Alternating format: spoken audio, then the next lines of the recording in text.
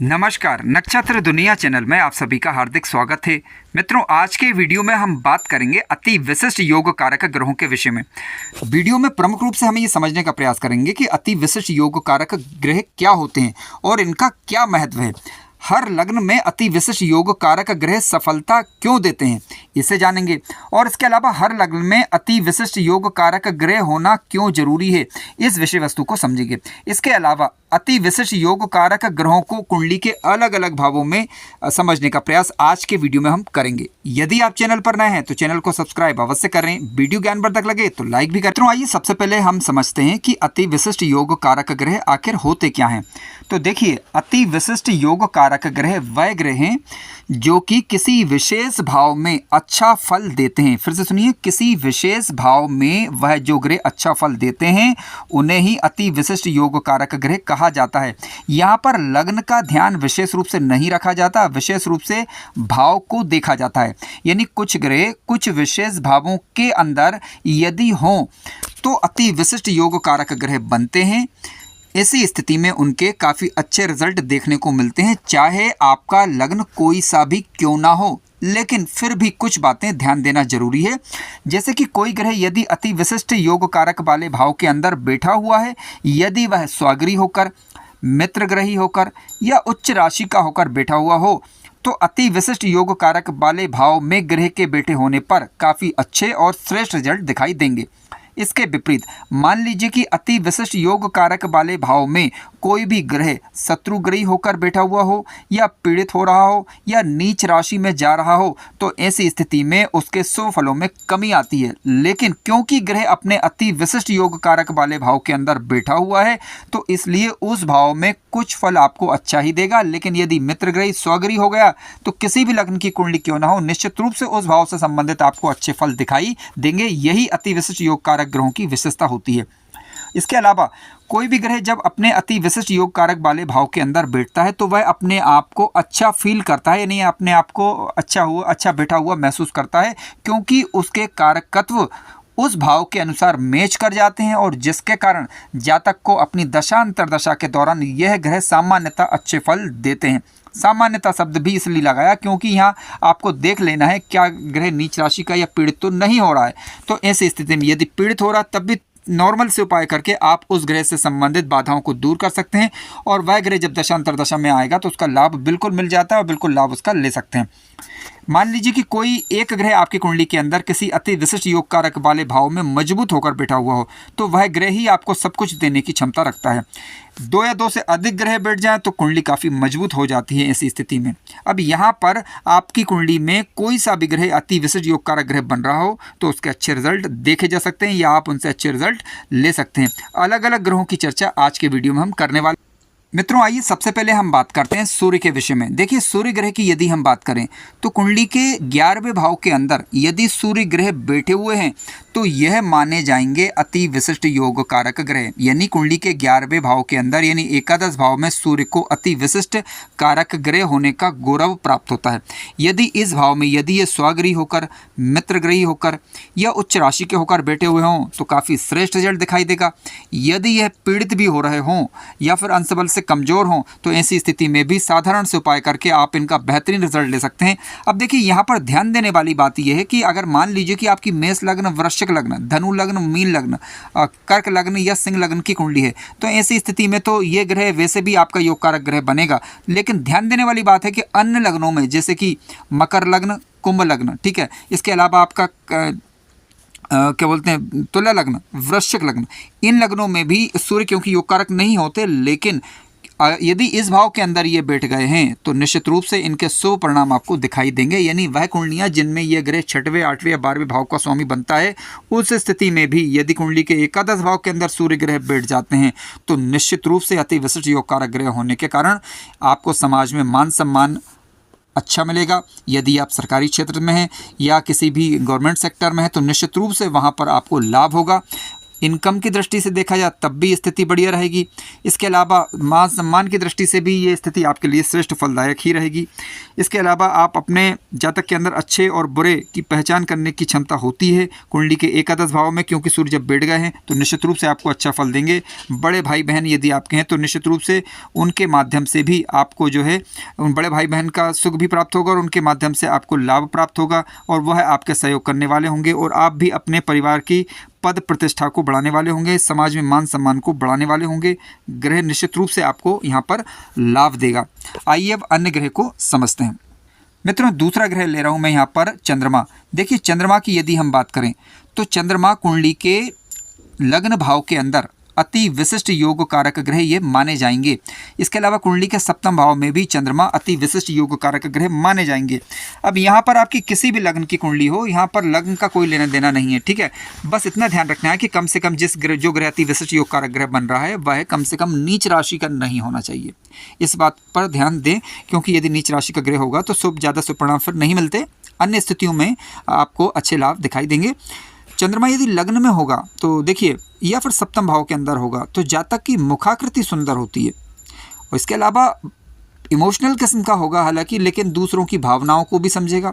भावना प्रधान व्यक्ति ऐसे होते हैं, यात्राओं के शौकीन होते हैं और दीर्घायु होते हैं।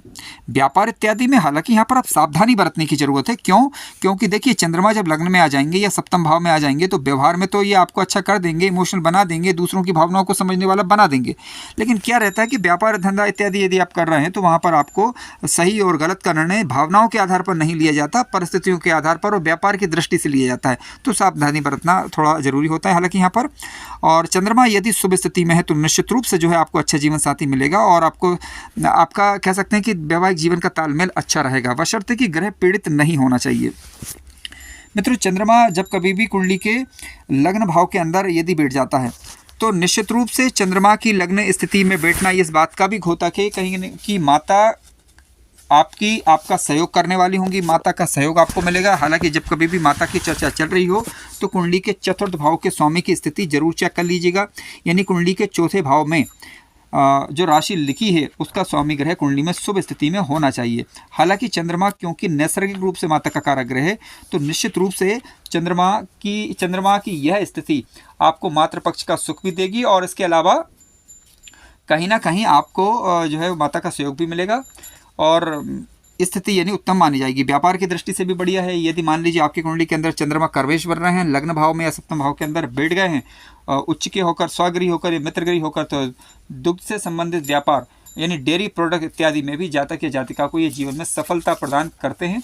ऐसा हमने कुंडली विश्लेषण के दौरान पाया। और विशेष रूप से चंद्रमा यदि उच्च का हो जाए तो निश्चित रूप से जो है कुंडली के सप्तम भाव के अंदर चंद्रमा उच्च का होना डेयरी प्रोडक्ट इत्यादि में जातक को सफलता देता हुआ पाया गया है। लेकिन फिर भी ध्यान रखें कि चंद्रमा यदि सप्तम भाव में बैठे हुए हैं और पीड़ित यदि हो रहे हैं मान लीजिए, ठीक है, तो यहाँ पर फिर वैवाहिक जीवन के दृष्टि से यदि देखा जाए तो फिर कहीं ना कहीं थोड़े बहुत नेगेटिव परिणाम यहाँ पर मिल सकते हैं। यानी आपको संभल कर रहना होगा। लेकिन यदि ग्रह पीड़ित नहीं हो रहा है तो इस प्रकार की ज़्यादा कोई दिक्कतें नहीं रहती।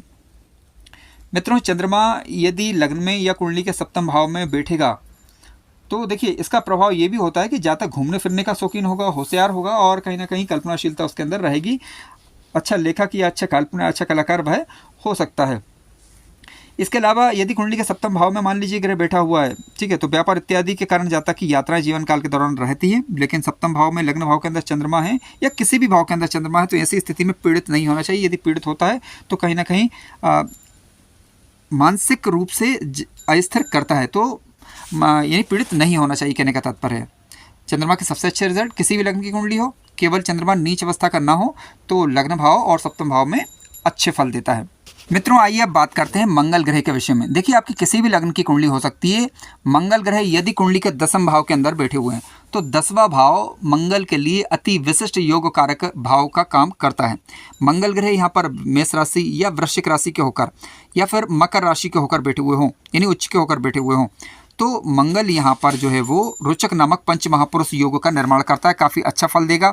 यदि मान लीजिए रोचक नामक योग नहीं भी बन रहा है, दसम भाव के अंदर मंगल बैठे हुए हैं तो अति विशिष्ट योग कारक ग्रह माने जाएंगे। मित्र ग्रही होकर बैठे हुए हैं तब भी ये यहाँ पर जो है वो कुलदीपक नामक एक शुभ योग का निर्माण करेंगे। मान लीजिए मंगल कुंडली के 10वें भाव में बैठे हुए हैं, शत्रुग्रही होगा लेकिन बलवान हुए, तब भी मंगल यहाँ पर आपको अच्छा रिजल्ट देंगे, क्योंकि अति विशिष्ट योग कारक वाला भाव है। केवल मंगल नीच अवस्था का यानी कर्क राशि का नहीं होना चाहिए, क्योंकि कर्क राशि के मंगल से हम अच्छे फल की उम्मीद ज़्यादा नहीं कर सकते।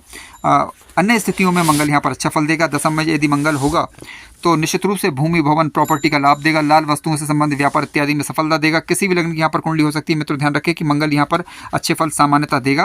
और इसके अलावा जातक उच्च पदों पर पहुँचने की क्षमता रखता है, नेतृत्व कौशल जातक या जातिका के अंदर अच्छे पाए जाते हैं। और इसके अलावा मंगल ग्रह यदि कुंडली के 10वें भाव में बनता है, बैठा हुआ है, तो इंजीनियरिंग के क्षेत्र में, ठीक है। इसके अलावा मंगल से संबंधित व्यापार के में जातक को या जातिका को जीवन काल में ये अधिक सफलता देता हुआ पाया गया है। अब ध्यान देने वाली बात सिर्फ इतनी है कि मंगल ग्रह यदि शुभ ग्रहों के प्रभाव में आ जाता है तो श्रेष्ठ रिजल्ट योग कारक लग्नों के अंदर यानी मेष लग्न, वृश्चिक लग्न, सिंह लग्न और धनु लग्न या मीन लग्न की कुंडलियों में है तो रिजल्ट ज़्यादा अच्छे दिखाई देंगे।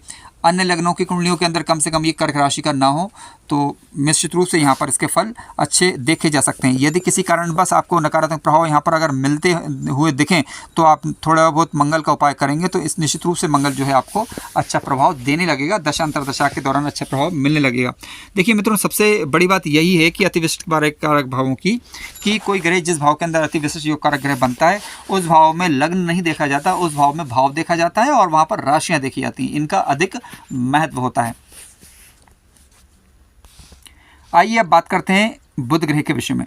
मित्रों, बुध ग्रह की यदि हम बात करें तो कुंडली के एकादश भाव यानी 11वें भाव के अंदर बुध ग्रह को अति विशिष्ट योग कारक ग्रह माना जाता है। किसी भी लग्न की कुंडली हो सकती है। यदि बुध स्वगृही मिथुन राशि या कन्या राशि के होकर बैठे हुए हैं तो काफ़ी श्रेष्ठ, या फिर अपनी उच्च राशि यानी जो कि मिथुन राशि में ही उच्च के होते हैं तो काफ़ी बढ़िया। इसके अलावा मित्र राशियाँ जैसे कि वृषभ राशि या फिर तुला राशि के होकर कुंडली के एकादश भाव के अंदर बैठ जाएँ तब भी ये काफ़ी बढ़िया रिजल्ट यहाँ पर देंगे। मकर राशि के या फिर कुंभ राशि के होकर बैठ जाएं तब भी बढ़िया रिजल्ट देंगे। अन्य राशियों के अंदर सिंह राशि के होकर बैठ जाएं, ठीक है, या फिर किसी भी राशि में बैठे, कम से कम नीच अवस्था यानी मीन राशि के ना हो केवल, तो ऐसी स्थिति में भी क्योंकि अति विशिष्ट योग कारक वाला भाव है ये, तो आपको अच्छा फल कुछ ना कुछ यहाँ पर जरूर मिलेगा। परिणाम स्वरूप हालांकि फल किस प्रकार का मिलेगा, देखिए कुछ बातें निर्भर करेंगी इस बात पर कि बुध किन भावों के स्वामी ग्रह बन रहे हैं। उन भावों से संबंधित शुभ फल में बढ़ोतरी होगी और इसके अलावा जातक ईमानदार होगा, कई भाषाओं का जानकार हो सकता है, बुद्धि बल श्रेष्ठ होगा क्योंकि पंचम भाव को यहाँ पर बैठकर वह देखेंगे। जातक या जातिका मेधावी होगा यदि पंचमी से पीड़ित ना हो तो, संगीत कला इत्यादि के क्षेत्र में, ठीक है, प्रॉपर्टी इत्यादि को बढ़ाने वाला कुशल व्यापारी होगा। इसके अलावा जातक के अंदर तर्क शक्ति भी बढ़ी रहेगी। हालांकि तर्क शक्ति का विचार करना हो तो लग्न भाव और लग्नेश की स्थिति को अनदेखा ना करें, वहाँ पर जरूर ध्यान दें और चंद्रमा की स्थिति को देखें, ठीक है। इसके अलावा एजुकेशनल लाइन के अंदर प्रोफेसर हों आप, एडवाइज़र हों या अच्छे ट्रेनर हों या सलाहकार हों या किसी भी रूप में लोगों को सलाह देने का कार्य कर रहे हों तो वहाँ पर भी आपको अच्छा लाभ ये बुध देगा। इसके अलावा वाणी की दृष्टि से देखा जाए, यदि आप कोई वाणी से रिलेटेड कार्य कर रहे हैं जहाँ पर आपका बोलने का ही काम है, कंसल्टेंसी इत्यादि में, तो निश्चित रूप से आपकी वाणी भी प्रभावशाली होगी, आप अच्छे वक्ता हो सकते हैं। इसके अलावा आप अच्छे उपदेशक हो सकते हैं, यानी वाणी से रिलेटेड, बुद्धि से रिलेटेड कार्यों में आपका कोई हानि नहीं यदि बुध शुभ स्थिति में यहाँ पर हो जाता है, क्योंकि ये अति विशिष्ट योग कारक वाला भाव है। मित्रों, आज के वीडियो में हमने सूर्य से लगाकर सूर्य, मंगल, बुध और शुक्र 4 ग्रहों के विषय में चर्चा करी। बाकी के ग्रहों की चर्चा हम आगामी वीडियो में करेंगे और इस विषय वस्तु को बेहतर तरीके से समझने का और प्रयास करेंगे। आपके किसी प्रकार के प्रश्न कमेंट्स करिए और इसके अलावा आप अपनी कुंडली का यदि विश्लेषण करवाना चाहते हैं तो दिए गए नंबर पर व्हाट्सएप करें अथवा कॉल करें। धन्यवाद।